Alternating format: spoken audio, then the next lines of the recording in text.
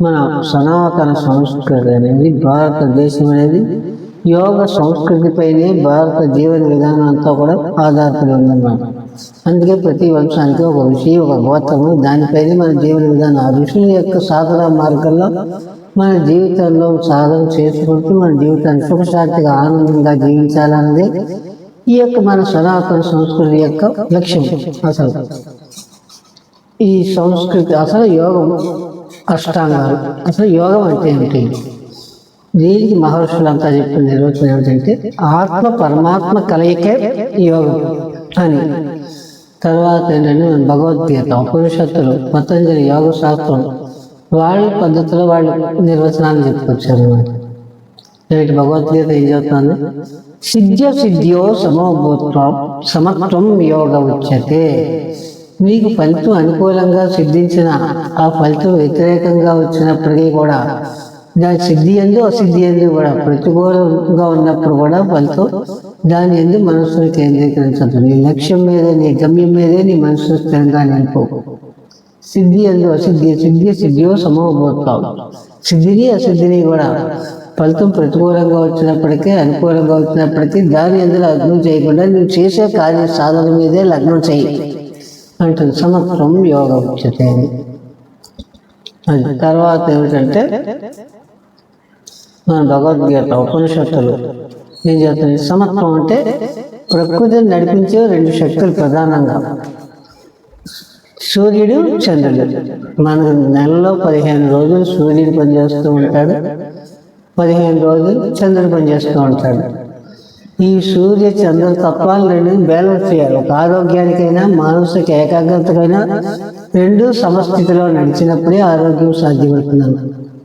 కుడి నాసిక ద్వారా సూర్యతత్వం నడుస్తుంది, ఎడమ నాసిక ద్వారా చంద్రతత్వం నడుస్తుంది. ఇచ్ఛాశక్తి, క్రియాశక్తుల యొక్క సమన్వయమే యోగం అన్నమాట. ఇచ్ఛాశక్తి అంటే సంకల్ప శక్తి. ఎవరి వల్ల వస్తుంది? చంద్రుడి వల్ల. ఎడమ నాసిక పనిచేసినప్పుడు మంచి ఆలోచనలు వస్తాయి. దానికి కార్యరూపంలో తీసుకురావాలంటే శక్తికి మూలం అది దేవత సూర్యుడు. ఈ చంద్రుడు, సూర్యుడు రెండు సమత్వంగా పనిచేసినప్పుడే మనకు కార్యనిర్వహణ శక్తి, మంచి ఏకాగ్రత, సంపూర్ణమైన ఆరోగ్యం రెండు చేకూరుతాయన్నమాట. ఆరోగ్యం ఎందుకంటే ధర్మ అర్థ కామ మోక్షాణం శరీర మాధ్యమం. జీవితంలో ధర్మ కార్యాలు చేయాలన్నా ఒక అర్థం.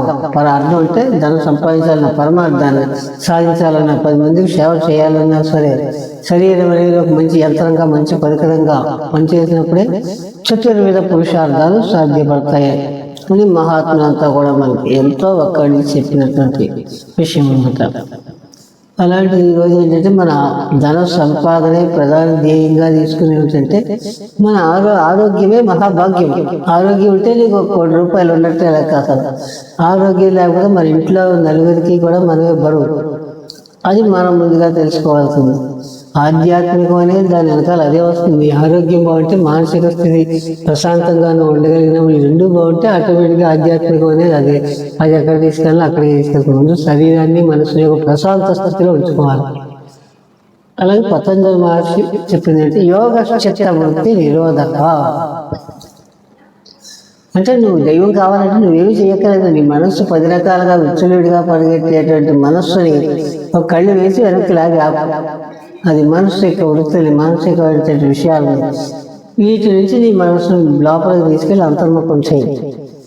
ఈ మన ఇంద్రియ వృత్తులు అనేది కళ్ళు, ఇంద్రియ పంచేంద్రియాలు, జ్ఞానేంద్రియాలు, కర్మేంద్రియాలు. ఈ జ్ఞానేంద్రియాల కొడుతు కళ్ళు చూడడం ఆపాలి. అలాగే ఏంటంటే చెవులు వినడం ఆఫ్ చేయాలి, నాలుగు రుచి చూడడం ఆఫ్ చేయాలి, శరీరం స్పర్శ, ఇవన్నీ కూడా విషయ జ్ఞానం వీటి వల్ల లభిస్తున్నాను. ఈ ఇంద్రియాల విషయాలను మనం గ్రహించకుండా ఈ ఇంద్రియ వృత్తులన్నింటినీ నిరోధించి వీటిని అంతర్ముఖం చేసి ఆ పరమాత్మ లగ్నం చేయడమే. అప్పుడు తానే దైవ స్వరూపంగా ఉంటున్నాడు. యోగ చిత్త వృత్తి నిరోధ. తాను దైవం కావాలంటే ఏమి చేయగలదు? ఇంద్రియాలన్నింటినీ అంతర్ముఖం చేసి ప్రశాంతంగా కూర్చోలేదు. అక్కడ భాష అనేది లేదు, మాట అనేది లేదు. ప్రజ్ఞానం బ్రహ్మ అన్నీ తెలుసుకునేవాడు, చేసేవాడు, కర్త కర్మక్రియ అనేది తానే అవుతున్నాడు అన్నమాట. అది అలాగే ఏం చెప్పు, చతుర్విధ పురుషార్థాలు సాధించాలంటే శారీరకమైనటువంటి ఆరోగ్యం కావాలి, మానసిక ప్రశాంతత కావాలి. ఈ రెండు కావాలంటే ఎలా వస్తాయి? దీనికే మహాత్ములంతా కూడా అష్టాంగ యోగము అని చెప్పి అష్టాంగ మార్గాన్ని చెప్పుకొచ్చారు. ఈ అష్టాంగ మార్గం యమం, నియమము, ఆసనము, ప్రాణాయామం, ప్రత్యాహారము, ధారణ, ధ్యాన, సమాధి. యమం అంటే సమాజికలో ప్రతి ఒక్కరూ ఆచరించవలసినవి యమాలు. అహింస, ఏ జీవిని బాధించకుండా ఉండడం. సత్యం, మనం చూసింది విన్నదే కాకుండా ఆత్మ సత్యం, బ్రహ్మ నిత్యం అని తెలుసుకోగలరు. సర్వ జీవుల్లో ఉండేటువంటి ప్రజ్ఞానం, ఏ ప్రజ్ఞ అయితే ఏ ఆత్మస్వరూపం అయితే ఉందో అది సత్యం అని తెలుసుకోవడం. అదన్నమాట. అది ఎప్పటికీ మార్పు చెందండి. ఈ ప్రకృతి ధర్మాలన్నీ ఎప్పుడు మారుతుంటాయి. మన సత్యవరత్వం కూడా కదా సత్యంగా కనబడుతూ ఉంటుంది. మంచిగా అదిగా ఇక్కడ ఆత్మతత్వంలో, యోగుల తత్వంలో ఏంటంటే సర్వజీవుల్లో ఉండే చైతన్య స్వరూపుడు ఎవడైతే ఉన్నాడో ఆత్మస్వరూపమే సత్యం, అదే నిత్యం అని తెలుసుకోవడం. అహింస సత్యం. అస్థేయం, ఇతరులు తనది కాని వస్తువు ఎవరిదైనా సరే పనుల వస్తువు ఏందో సంకల్ప మాత్రంలో కూడా అది నాకు ఉంటే బాగుంటుంది అనే ఆలోచన వచ్చినా సరే మనస్సు 10 రకాలుగా వక్ర మార్గాల్లో దానికోసం అది ఎలా పొందాలి అనేది తనది కాకపోతే దానికోసం వక్ర ఆలోచనలు ఆలోచిస్తూ ఉంటుంది అన్నమాట. అందుచేత ఆలోచనలో కూడా అటువంటి విషయాలు అస్థేయం అంటే రానివ్వకూడదంటుంది. మనస్సులో ఇతరుల యొక్క వస్తువు మీద కోరిక కూడా కలగకూడదంటుంది. దాన్ని తాకడం కానీ తప్పు అంటుందన్నమాట. వస్తే అపరిగ్రహము. అపరిగ్రహం అంటే నీకు సంబంధం లేని వచ్చి నీకు నువ్వు ఈ పని చేస్తే నీకు 10 లక్షలు 10 లక్షలు ఇస్తానంటారు. అదేంటంటే అన్యాయమైనటువంటి పనులేవో నీ ద్వారా వాడు చేయించుకుని లబ్ధి పొందడానికి చూస్తానమాట. అప్పుడు ఏంటంటే వాడు చెప్పిన వాడు బాగానే ఉంటాడు. ఎప్పుడైనా దొంగ దొరికితే మనం జీవితాలనే ఇక్కడ ఎందుకు పనికి రాకుండా పడిపోతాను. అంచేత అస్థేయం అంటే నీకు సంబంధం లేని వ్యక్తుల దగ్గర నుంచి అపరిగ్రహం, చిల్లిగవ్వను కూడా సేకరించవద్దు. నీ యొక్క సుఖశాంతిగా నువ్వు చేసేటువంటి శ్రమలో వచ్చిన రూపాయినే నువ్వు ఆనందంగా అనుభవించు. నీ జీవితంలో సుఖంగా శాంతిగా జీవించగలుగుతావు అంటుందన్నమాట. అది అపరిగ్రహం. తర్వాత బ్రహ్మచర్యము. బ్రహ్మచర్యం అంటే ఆ బ్రహ్మమునందు చరించుటే బ్రహ్మచర్యం. అలాగే గృహస్థైతే ఋతు స్నానం చేసిన తర్వాత నెలలో ఒకసారి ఒక మంచి రోజు చూసుకుని పౌర్ణమిలు, అలాగే అమావాస్యలు, పర్వదినాలు, పితృకార్యాలు రోజులు కాకుండా సత్సంతానం కోసమే దాంపత్య సంగమం. ఇది ఏంటంటే గృహస్థ బ్రహ్మచర్యం. 2 నెలలకు ఒకసారి అంతే. తర్వాత పిల్లల తర్వాత భార్యను కూడా ఆది శక్తిగా జగన్మాతగా ఆరాధించే స్థాయికి వచ్చేయాలి. అదే ఉద్రేకాల్లో జీవితం ఉండకుండా. అది నైష్టిక బ్రహ్మచర్యం అంటే సన్యాసులు వాళ్ళకి ఏంటంటే ఒక స్త్రీ గురించి వర్ణన చేయడం కానీ, అశ్లీలంగా మాట్లాడడం కానీ, మైదనాలు ఇలాంటివన్నీ కూడా నిషిద్ధం. ఇవన్నీ బ్రహ్మచర్య విరుద్ధాలన్నది. ఇటువంటివి కూడా చేయకుండా ఉండడమే అష్టవిధ మైదున రాహిత్యం. ఇది బ్రహ్మచర్యం అంటుందన్నమాట. తర్వాత ఇంకా ఆధ్యాత్మిక లోతులు అంటే ఆ బ్రహ్మతత్వంలో చరించడం, తాను ఆత్మస్వరూపంలో ఆనందించడం, విహరించడం. ఇది బ్రహ్మచర్యం. ఇవి యమాలు ఎందుకంటే సమాజంలో ప్రతి ఒక్కరికి సుఖంగా ఉండాలి, ఆనందంగా ఉండాలి అనుకున్న వారు ప్రతి ఒక్కరూ ఆచరించవలసిన నియమాలు.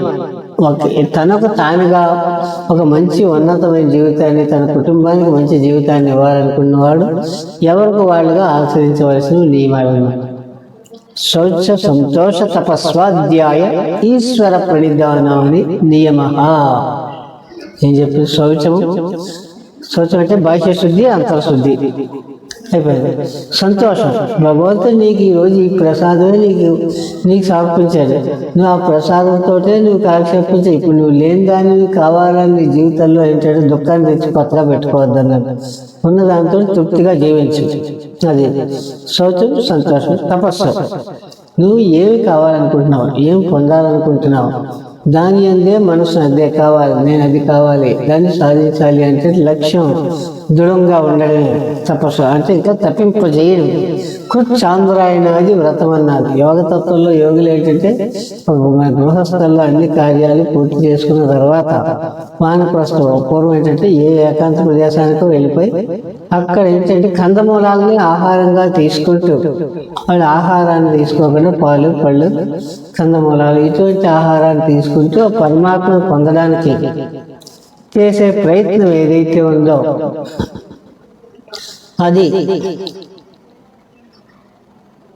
తపస్సు అన్నారు అనమాట. మనస్సుని ఆ పరమాత్మ యందే తప్పింపజేయడం, ఆయన కోసమే తప్పించడం. ఇది అసలు తపస్సు అంటే. ప్రాపంచిక విషయాలకి భోగ విలాసాల కోసం కాదు అసలు. స్వాధ్యాయం, స్వ అధ్యాయం అంటే ప్రపంచంలో ఏం ఎలా సంపాదించాలి, ఏం ఇది కాదు అసలు. ఈ ఆత్మ అంటే ఏంటి, ఎక్కడి నుంచి వచ్చింది ఈ ఆత్మ, ఎక్కడికి వెళ్ళాలి, చేరవలసిన గమ్యం ఏంటి, దాన్ని మన గమ్యాన్ని ఎలా చేరుకోవాలి, నిరంతరము దానిని మీ ఆత్మ గురించి పరిశీలన చేసుకోవడం, ఆత్మ గురించే చింతన చేయడం స్వధర్మం. ఇది అసలు స్వాధ్యాయము. తన గురించి తాను అధ్యయనం చేయడం అంటే శరీరాల గురించి కాదు, శారీరక విషయాల సుఖాల గురించి కాదు, ఈ ప్రాపంచిక విషయాల గురించి కాదు. లోపల ఎన్నిటికీ ఆధారభూతమైనటువంటి వాడు ఎవరైతే ఉన్నాడో ఆత్మస్వరూపాన్ని గురించి తెలుసుకోవడం ఏదైతే ఉందో అది స్వాధ్యాయము, స్వ అధ్యయనం. తన గురించి తాను అధ్యయనం చేయడం, నేర్చుకోవడం. తర్వాత ఏమిటి, ఈశ్వర ప్రణిధానాన్ని. అసలు ఏంటంటే ఈ సృష్టిలో శరీరం, మనస్సు, బుద్ధి, ఇంద్రియాలు అన్నీ పరమేశ్వరుడు నిర్మితాలే. నేను చేస్తున్నాను విద్యాభ్యాసంతో, తానే నా కొడుకు, నా కూతురు, నా సంసారం అని చెప్పేసి అన్నాడు. కోటీశ్వరులకు కొన్ని లక్షల కోట్లు ఉన్నప్పుడు కూడా పిల్లలు ఉంటలేదు. మరి వీడే సృష్టించేస్తే పిల్లలు, అది మరి కోట్లు ఉన్నవాడికి ఎందుకు పిల్లలు ఉంటలేదు? అదంతా కూడా భగవత్ సంకల్పంతో జరుగుతూ ఉంటుంది. ఎవడు ఎక్కడ జన్మించాలి, ఎవరికి ఎప్పుడు పిల్లలు ఇవ్వాలి, ఏమి చేయాలి అనేది భగవద్ ఆదేశానుసారంగానే. అసలు ఏంటంటే ఇది కూడా రుణానుబంధ రూపేణ పశుపత్ని ఇష్టాలయ. ఒక స్త్రీ అయినా పురుషుడైనా ఒక దగ్గరికి ఒక చోటుకు వచ్చిందంటే అది రుణబంధం ఉంటేనే అక్కడికి వస్తున్నాడు. ఆ రుణం తీరిపోగానే మళ్ళీ ఎవరు గమ్యస్థానానికి వాడు వెళ్ళిపోతున్నాను అన్నట్టు. మళ్ళీ వేరే జన్మలకు వెళ్ళచ్చు, లేకపోతే ఎక్కడికి వెళ్ళచ్చు వాడి యొక్క జన్మ సంస్కారాన్ని బట్టి. శౌచ సంతోష తపస్సు స్వాధ్యాయం అంటే అది ఈశ్వర ప్రణిధానం.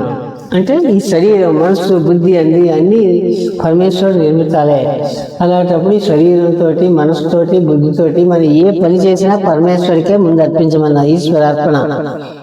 అది ఎప్పుడైతే నువ్వు ఈశ్వరార్పణ భావంతో నువ్వు ఏ పని చేసినా వచ్చిన ప్రసాదం కూడా భగవత్ ప్రసాదంగా మారుతుంది అన్నమాట. అది యమం నియమము రెండు అయిపోయి. మూడోది ఆసనం, స్థిరం సుఖం ఆసనం. స్థిరంగా 3 గంటలు కూర్చోవడానికి ఉపయోగపడేవన్నీ కూడా ధ్యానాసనాలు. బాగా చదువుకోవడానికి, ప్రశాంతంగా కూర్చొని చదువుకోవడానికి ఉపయోగపడే పద్మాసనం, సిద్ధాసనం, గోముఖాసనం, వీరాసనం, అర్ధ పద్మాసనం, ఇవన్నీ కూడా ఇవి ధ్యానాసనాలు. అలాగే యోగాసనాలు. ఇప్పుడున్న కాలమాన పరిస్థితుల్లో ఎవరికి కూడా 2-3 గంటలు స్థిరంగా కూర్చొని ఏ పని చేయడానికి తగినంత శక్తి సామర్థ్యాలు లేవు. కాబట్టి అటువంటి శక్తిని పొందడం కోసం, అలాగే మరి ఈ రోజు ఉన్న పరిస్థితుల్లో ఏంటంటే ఉదయం 8 గంటలకు ఇంట్లోంచి ఉద్యోగానికో వ్యాపారానికో వెళ్తున్నాడు, రాత్రి 8 గంటలకో 9 గంటల దాకా అక్కడ నలిగిపోయి వస్తున్నాడు. 9 గంటలకో 10 గంటలకో భోజనం చేస్తున్నాడు. అలా ఇంకా అలసిపోయి మంచం ఎక్కుతున్నాడు. తెల్లారేసరికి శరీరం శుద్ధి అవ్వట్లేదు. అలాగే మీ తెల్లారి మళ్ళీ ఆ దైనందిక జీవితానికి శరీరాన్ని శుద్ధి చేయడమే ఇక్కడ ఆసనం చేసి, యోగాసనాలు చేసే పని. ఆసనం అంటే ధ్యానాసనాలు, యోగాసనాలు. యోగాసనాలు ఏంటంటే ఉత్తానపాదాసనం, పవనముక్తాసనం, సర్వాంగాసనం, మత్స్యేంద్రాసనం, పశ్చిమోత్తాసనం, చక్రాసనం, నౌకాసనం, తర్వాత ప్రణామాసనం, భుజంగాసనం, దండాసనం, శల్వాసనం, ఉష్టాసనం, శశాంకాసనం, గోముఖాసనం, అర్ధమత్స్యేంద్ర, మయూర, జట్టన పరివర్తన. ఇవి ప్రాథమిక ఆసనాల్లో చెప్పుకునేవి. ఆసనం అనేది ఏ పోస్టర్ అయినా సరే, స్థిరాసనం అవ్వచ్చు, యోగాసనం అవ్వచ్చు. స్థిరంగా సుఖంగా 2 నిమిషాలు 3 నిమిషాలు ఆసనంలో ఉండగలిగే స్థితిని పొందాలి. అది అసలు. ఆ తర్వాత ప్రాణాయామం.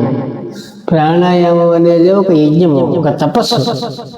మనిషి శ్వాసతోటే జీవితం ప్రారంభమవుతుంది, తుది శ్వాసతోటే జీవితం ముగుస్తుంది. ఈ మధ్యలో మానవుడు ఏంటంటే వచ్చినప్పుడు ఏమి భూమి మీద పట్టుకుని రావట్లేదు, వెళ్ళేటప్పుడు ఏమి తీసుకుని వెళ్ళట్లేదు. కానీ మధ్యలో ఏదో వెంపలాట, ఏదో కావాలి అనేటువంటి ఆతృతతోటే మనిషి కొట్టుకుని ప్రాణాలు వదిలిపెట్టినాను.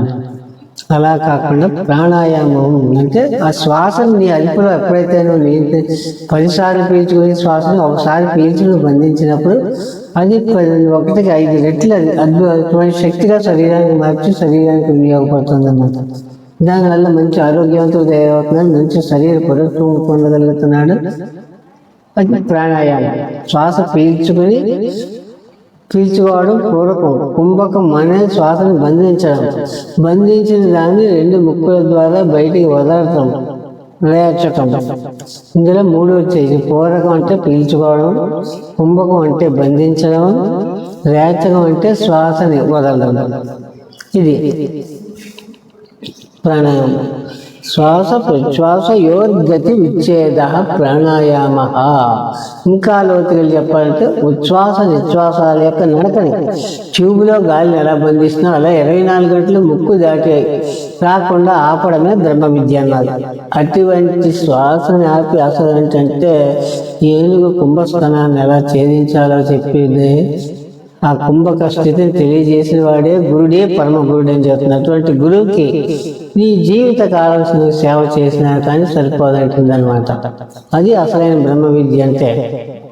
తర్వాత ప్రత్యాహారం.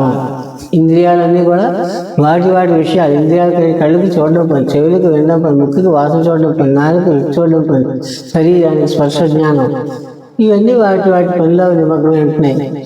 ఈ పనుల నుంచి వీటిని లోపలికి మలిచి ఆ పనుల్లోకి వెళ్లకుండా ఆత్మతత్వంలో లయం చేయడమే ఇక్కడ ప్రత్యాహారము. ప్రతి ఆహారం వీటన్నిటిని అభ్యసి తన అంతర్ముఖంలోకి, దాన్ని ఎక్కువ స్వస్థితిలోకి స్థిరంగా ఉండండి. ఈ పని ఇది కాదు మీరు చేయవలసిన పని, నిన్ను నువ్వు తెలుసుకోండి, ఆత్మస్థితిలో నువ్వు స్థిరత్వాన్ని పొంది అని చెప్పి తనకు తాను ఆత్మతత్వంలో స్థిరం చేయడం.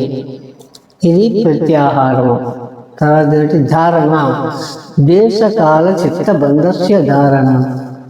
శరీరానికి మనం ఈ వస్త్రాన్ని ఎలాగైతే ధరించామో అలాగే మన శరీరంలో అంతర్గతంగా ఉండేటువంటి ఆ ప్రజ్ఞ, దైవశక్తిని, ఆ చైతన్యాన్ని మన భూమధ్యలో ఏదో ఒక స్థానంలో ఒక కేంద్ర బిందువు స్థిరంగా నిలపడం, అది ధారణ. ఆ ధారణ అనేది తైలధార ప్రవాహంగా ఉండాలన్నారు.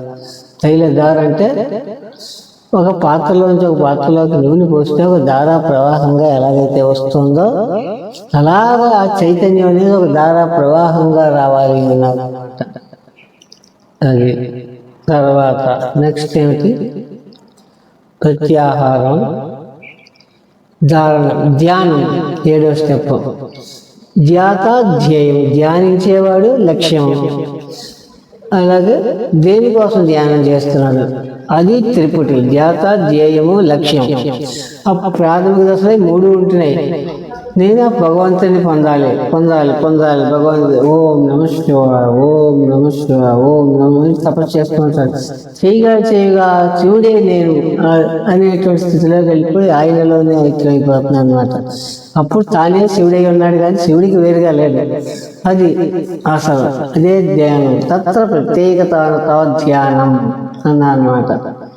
తర్వాత సమాధి అంటే దేన్నైనా సమస్థితిలో స్వీకరించగలగడం, సమదృష్టితో చూడగలగడం, సమబుద్ధి కలిగి ఉండడం, నింద స్తుతుల్ని, మాన అవమానాలని, పొగిడినా తిట్టినా అన్నిటినీ కూడా సమదృష్టితోటి గ్రహించగలగడం.